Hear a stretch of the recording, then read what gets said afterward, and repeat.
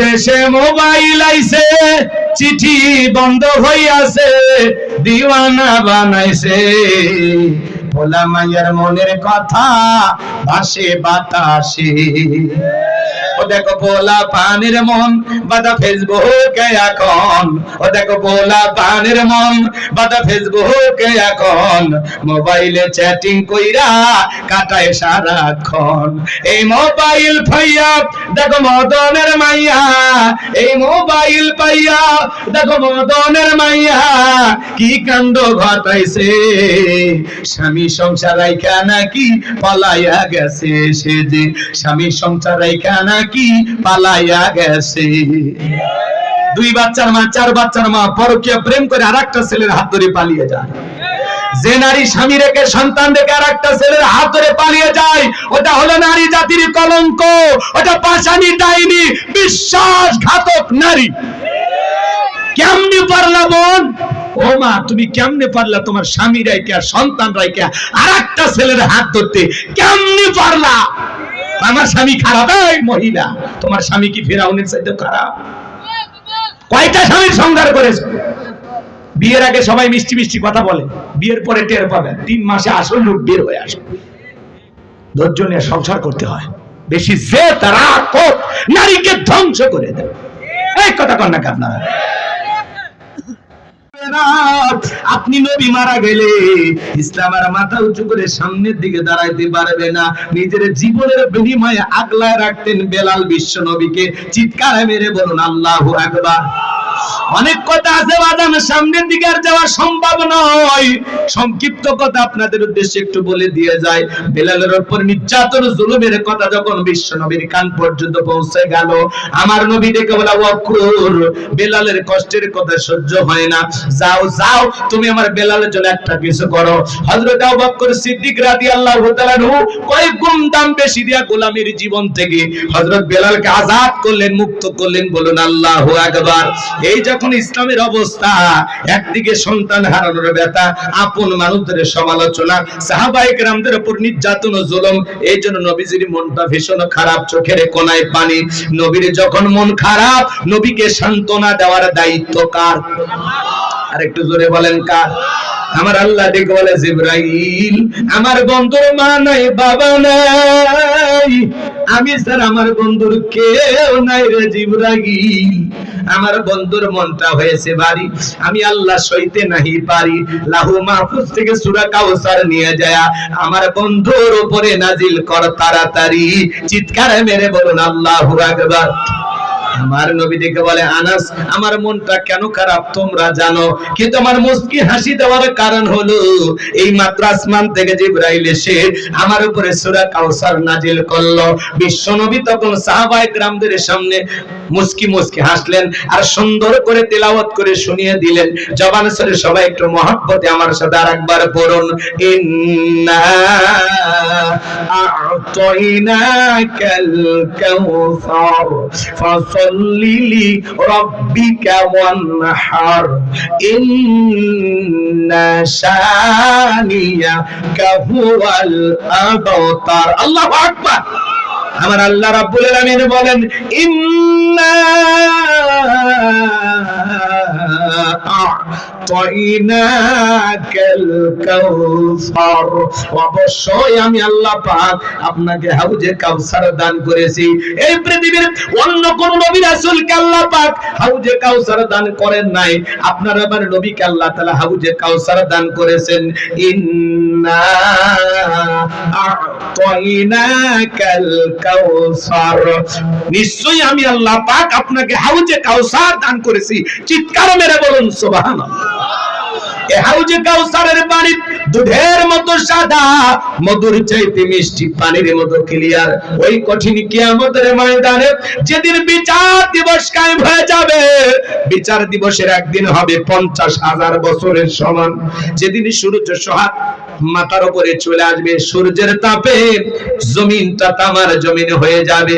সেদিন পাহাড় পর্বত নদী নালা খাল বিল বিল্ডিং আমার কোনো কিছু থাকবে না। কুল্লু মান আলাইহা ফান, সবকিছু আল্লাহ তাআলা ধ্বংস করে দেবে। কোন বাংলাদেশ থাকবে না, আমেরিকা থাকবে না, লন্ডন থাকবে না, জাপান ভুটান কোনো কিছু থাকবে না। এ বাজান, এই পৃথিবীর যত দামের বিল্ডিং আমার যা দেখেন সবকিছু আল্লাহ তাআলা তছনছ করে দিবেন, ধ্বংস করে দিবেন, কোনো কিছু অবশিষ্ট থাকবে না। ওই কঠিন কিয়ামতের ময়দানে বেঈমানদের জিহ্বা ঝুলে আসবে নাভি পর্যন্ত। ওই কঠিন কিয়ামতের ময়দানে আল্লাহর আরশের ছায়া ছাড়া আর কোনো ছায়া থাকবে না। আল্লাহর আরশের ছায়ার নিচে আল্লাহ 7 শ্রেণীর মানুষকে ছায়া দান করবেন। এটা হলো কিয়ামতের ময়দানে আল্লাহ তৈরি করা ভিআইপি গ্যালারি। সেখান থেকে আল্লাহর সেই সমস্ত প্রিয় বান্দারা কিয়ামতের ফাইনাল খেলা উপভোগ করবেন। বলুন সুবহানাল্লাহ। কিয়ামতের ময়দান বড় কঠিন। ইয়াউমা ইয়াফিরুল মারউ মিন আখিহি ওয়া উম্মিহি ওয়া আবিহি ওয়া সাহিবাতিহি ওয়া বানিহি। যেদিন ভাই ভাইয়ের কাছ থেকে পালিয়ে যাবে, মা সন্তানের কাছ থেকে পালিয়ে যাবে, বাবা পালিয়ে যাবে, স্ত্রী পালিয়ে যাবে, সন্তান পালিয়ে যাবে। ওই কঠিন কিয়ামতের ময়দানে একজন আরেকজনকে দিকে পালিয়ে যাবে। বাজার, মা সন্তানের কাছ থেকে পালিয়ে যাবে। সন্তান যখন মা বলে দাবি করবে, মা এমন বলবে, জীবনে কোনোদিন আমার বিয়ে হয়েছে কিনা আমার জানা নাই, দুনিয়াতে আমার কোনো সন্তানই নাই, অস্বীকার করবে। কিয়ামতের ময়দানে মানুষ নিজেকে নিয়ে ব্যস্ত থাকবে, নিজের পেরেশানিতে মানুষ হাবুডুবু খাবে, নিজে এতটা আতঙ্কিত হবে বাজান, কেউ কাউকে চিনবে না। স্বামী স্ত্রীর কাছ থেকে পলায়ন করবে, ভাইয়ের কাছ থেকে পালিয়ে যাবে, সন্তানেরা পালিয়ে যাবে। এ বাজান, কোন আত্মীয় স্বজন আপনার কেউ কারো পরিচয় দেবে না, কেউ কারো বিন্দু পরিমাণ উপকারে আসবে না। ওই কঠিন কিয়ামতের ময়দানে মানুষ তলে তলে পানি বলে চিৎকার মারবে। আর বিশ্ব নবীর কাছে যাবেন হাউজে কাউসারের পানি পান করার জন্য। কিছু মানুষের চোখের সামনে আল্লাহ তাআলা পর্দার আবরণ তৈরি করে দিবেন। আমার আল্লাহ রব্বুল আলামিন যখন কিছু মানুষের চোখের সামনে পর্দার আবরণ তৈরি করে দিবেন, ওই মুহূর্তে আপনার আমার নবী আল্লাহকে ডেকে বলেন, আল্লাহ, সংখ্যায় আমি আমার অনেক উম্মতকে দেখতে পাইলাম, কেন জানি সংখ্যা কমে গেল, বুঝতে পারলাম না। আমার আল্লাহ তখন ডেকে বলে, বন্ধু, পাইকারি দরে সবাইকে আপনি হাউজে কাউসারে পানি পান করাইতে পারবেন না। দুনিয়ার জীবনে 2টি অপরাধ করেছিল যারা, আজকে আপনার হাতে হাউজে কাউসারের পানি পাবে না তারা। জোরে বলেন, কয়টি অপরাধ? ওই 2টি অপরাধ আপনার আমার ভিতরেও থাকতে পারে কিনা বলেন। মানুষ তলে তলে নবীজির কাছে যাবেন হাউজে কাউসারের পানি পান করার জন্য। এদিকে শোনেন, এদিকে শোনেন। হযরত আবু বকর সিদ্দিক রাদিয়াল্লাহু তাআলা আনহু পিয়ালাগুলো ভরায় দিবেন, মাঝখানে দাঁড়িয়ে থাকবেন হযরত ওমর বিশ্ব নবীর হাতে দিবেন। আর নবীজি তার আদরের উম্মতদেরকে খুঁজে খুঁজে কিয়ামতের ময়দানে হাউজে কাউসারে পানি পান করায় দিবেন। নবীজির হাতে এক পেয়ালা হাউজে কাউসারের পানি পান করতে পারলে জান্নাতে ঢোকা পর্যন্ত তার আর তৃষ্ণা লাগবে না, তৃষ্ণা মিটে যাবে। বলুন সুবহানাল্লাহ। ও টাঙ্গাইলের তরুণ যুবকেরা, মুরব্বি বাবা ছিরা, কারা কারা আছেন গো নবীজির হাতে কিয়ামতের ময়দানে হাউজে কাউসারের পানি পান করতে চান? 2টা হাত তুলে আমার আল্লাহকে দেখা।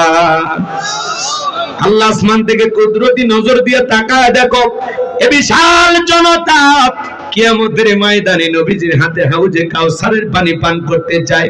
আল্লাহ আমাদের সবাইকে নবীজির হাতে হাউজে কাউসারের পানি পান করার তৌফিক দান করিও। জোরে বলেন আমিন। আরেকটু জোরে বলেন আমিন।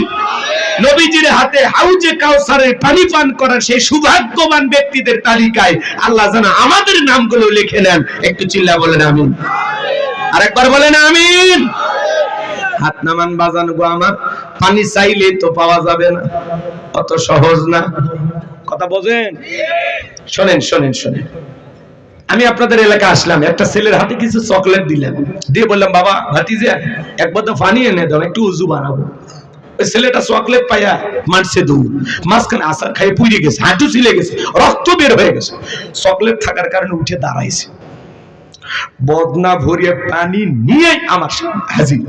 আমি তখন বললাম, বাবা ভাতিজা এই পানি আনতে গিয়ে তোমার কষ্ট হয়েছে, মাঝখানে আসার খাই পুড়ে গেছে, হাঁটু ছিলে গেছে, ব্যথা পাইছো, রক্ত বের হয়েছে, ওই চকলেট থাকার কারণে ওই ছেলে বলতেছে আমি এরকম কত পড়ে যাই আমার কিছুই হয় না। কথা কয় না কেন? এই ব্যথাকে ব্যথা মনে করতেছে না কার কারণে? চকলেটের কারণে। কিয়ামতের ময়দানে নবীজির হাতে এক পেলা হাউজে কাউসারের পানি যদি পান করতে পারেন আর আল্লাহর আরশের নিচে ছায়া যদি পান, কিয়ামতের কঠিন দিন, ভয়ঙ্কর দিন আপনার কাছে কঠিন মনে হবে না, আল্লাহ সহজ করে দিবেন। বলুন সুবহানাল্লাহ, সুবহানাল্লাহ। কিন্তু পানি চাইলেই তো পাওয়া যাবে না, কাজ করতে হবে। ঠান্ডা পানিতে ওযু বানায় মালিককে সিজদা দিতে হবে। হঠাৎ করে কেউ নামাজ ধরেছে, পুরাতন মুসল্লি যারা, এরা এই নতুন নামাজিকে দেখে ঠাট্টা বিদ্রুপ করে। ভাই আমার ভাষা কি বোঝেন? কষ্ট হয় না তো? নতুন মুসল্লি দেখে বলে হ্যাঁ আজকে সূর্য কোন দিক উঠছে, উত্তরপাড়া বাদশা দিকে মসজিদে, বলে কিনা? নামাজ পড়বি না আবার 2 দিন পরে ছাইড়ে দিবি। মুরব্বি সাবধান, আপনি তো দাওয়াত দিয়ে 5 জনকে মসজিদে আনতে পারেন না। ওই লোকটা মসজিদে আসছে, 2 দিন পড়বে না 2 ওয়াক্ত পড়বে, এটা এর ব্যাপার, ওর হিসাব ও দেবে। পারলে ওর জন্য দোয়া করেন যে ভাতিজা তুমি মসজিদে আসছো দেখে দিলটা ভরে গেছে, আল্লাহর কাছে দোয়া করি আল্লাহ যেন মৃত্যু পর্যন্ত তোমাকে মসজিদে এসে সিজদা দেওয়ার তৌফিক দান করেন, দোয়া করেন। পারলে নামাজ শেষে তার 1 কাপ চা খান। এই কথা কন। আর আপনার এই ঠাট্টা বিদ্রুপের কারণে, এই হাসি তামাশা রসিকতার কারণে ওই লোকটা যদি পরের ওয়াক্ত থেকে সালাতে না আসে, আল্লাহর কাছে কি জবাব দিবেন বলেন? আমার কি আলোচনা বোঝেন? বলবো, কষ্ট পাবেন না? যুবক বয়সে দাড়ি রাখলে অনেকে সমালোচনা করে, এই বয়সে দাড়ি রাখলি বুড়ের ভাব ধরলি, কথা কয় না।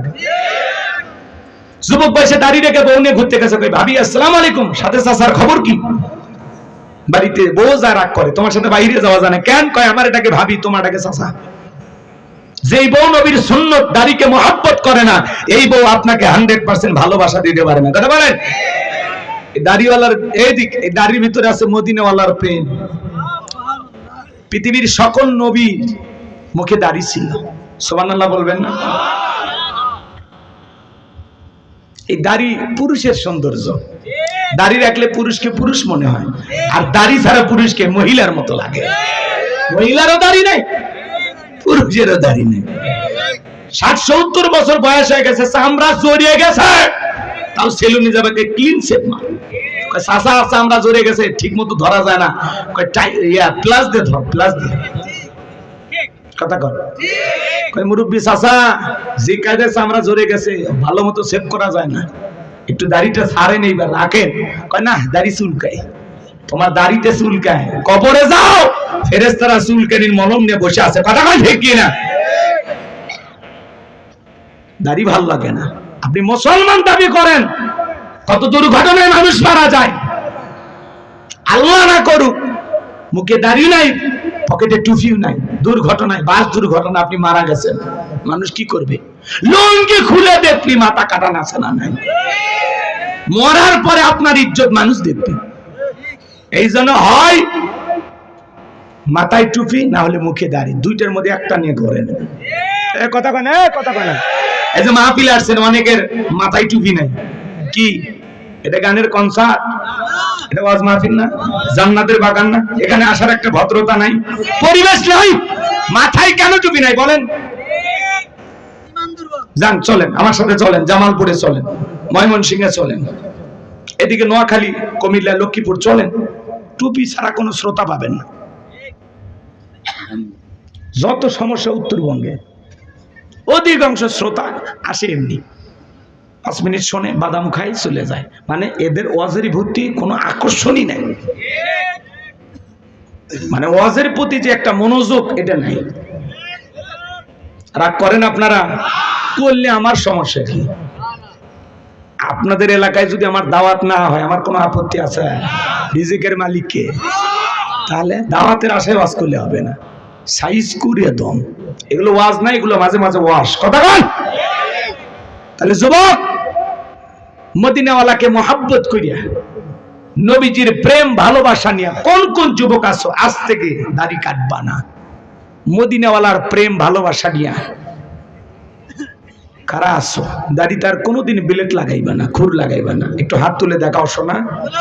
আরে বেটা আপনার তো দাড়ি আছে, দাড়ি যারা দাড়ি রাখবেন আজ থেকে ইনশাআল্লাহ হাত তোলেন, বলেন ইনশাআল্লাহ আজ থেকে আর কোনোদিন দাড়ি কাটবো না। এই যে মানুষগুলো যদি পরিবর্তন হয়ে যায় আলহামদুলিল্লাহ ভাই পরিবর্তন হবে। হে যুবকে তোমরা হাত তোলো না কে? তোমরা মাহফিল দিছো, তোমাদেরকে আগে ভালো হবে। বক্তার ওয়াজ শুনে যদি বেশি মানুষ ভালো হইতো তাহলে এই ডেকোরেটর লোকের আগে ভালো হইতো। যে পরিমাণে ওয়াজ শোনে, কথা খান। আমার ভাইয়েরা মন খারাপ করেছেন মনে হয়। হাউজে কাউসারের পানি পান করতে গেলে কাজ করতে হবে দুইটা আঙ্গুল তুলে বলেন তো কাজ করতে হবে কয়টি? দুইটি। আরো জোরে জোরে হলো না। এবার হাত নামান বাজান। কি সেই দুইটি কাজ?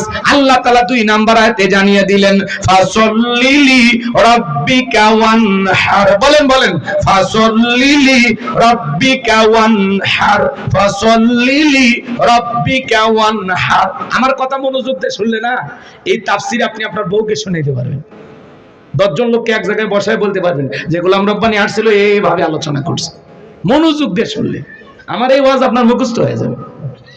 শোনেন, ফাসল্লিলি রব্বিকা ওয়ানহার। 1 নাম্বার হলো ফাসল্লিলি রব্বিকা, রবের উদ্দেশ্যে সালাত হবে কার জন্য? আর একটু জোরে বলেন কার জন্য? قل إن صلاتي ونسكي ومحياي ومماتي لله رب العالمين।